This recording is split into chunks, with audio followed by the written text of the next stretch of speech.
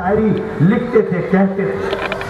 सबसे बड़ी बात थी कि उनकी शायरी आम आवाम की शायरी थी, इसीलिए आपने सुना उनको आवामी शायर कहा जाता था, उनको शायर इनकलाब कहा जाता था, उनको शान-ए अररिया कहा जाता था, उनको शान-ए सीमांचल कहा जाता था। और शायरी की बात ही क्या करूं, मैंने उनको क्या कहूं, मतलब फर्श से अर्श तक जाते हुए देखा है।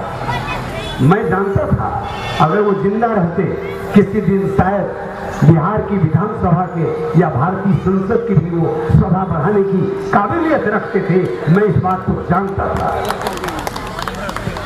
दुष्यंत कुमार ने ऐसी ही अजीब शख्सियत के लिए एक शायरी लिखा था कि अपनी जमीन अपना आकाश पैदा कर, अपनी जमीन अपना आकाश पैदा कर, अपने कर्मों में नया विश्वास पैदा कर, मांगने से मंजिल नहीं मिलती है दोस्त, अपने हर कदम से नया इतिहास पैदा कर। वो मुझसे 7 वर्ष छोटे थे, मेरा जन्म 58 में 15 जुलाई को हुआ, उनका जन्म 65 में हुआ। उस सब दिन मुझे भाई साहब कहते थे और इतना एगानापन, इतनी रिश्तेदारी थी। अभी भी जिस दिन वो बीमार पड़े, उनको पार्शियल हार्ट अटैक हुआ, अररिया के अस्पताल में ले जाया गया, डॉक्टरों ने सही नहीं कहा, जान नहीं कहा, जान नहीं गया है, कोमा में है, जल्दी ले जाइए पूर्णिया। और उसका बेटा चांद आने में बैठा हुआ है, लेकर के आया। अजान हो रही है का पर्व होता था, दुर्गा पूजा, दिवाली, छठ, उसका अनाउंसमेंट गाफिले जान करते। इस कारण से बहुत लोग उनको कहते थे कि गाफिल साहब तो अब हिंदूवादी हो गए, और हमने कहा कि वो राष्ट्रवादी हो गए। तो हमने कहा कि अगर अररिया जिला वालों को चिंता होगी कि एक मुसलमान ईमान घट जाएगा तो मैं मुसलमान ईमान हो जाऊंगा।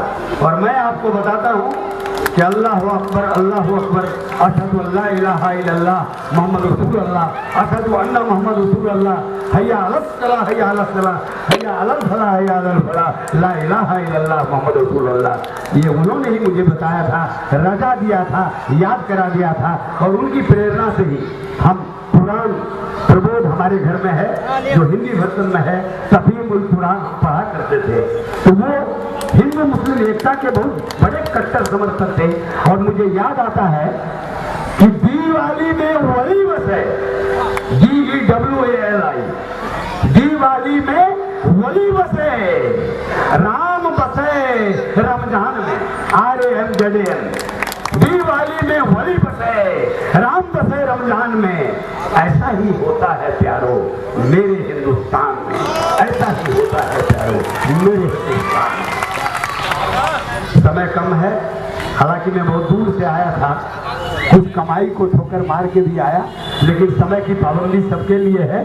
लेकिन 1 मिनट में मोहलत मांगता हूँ।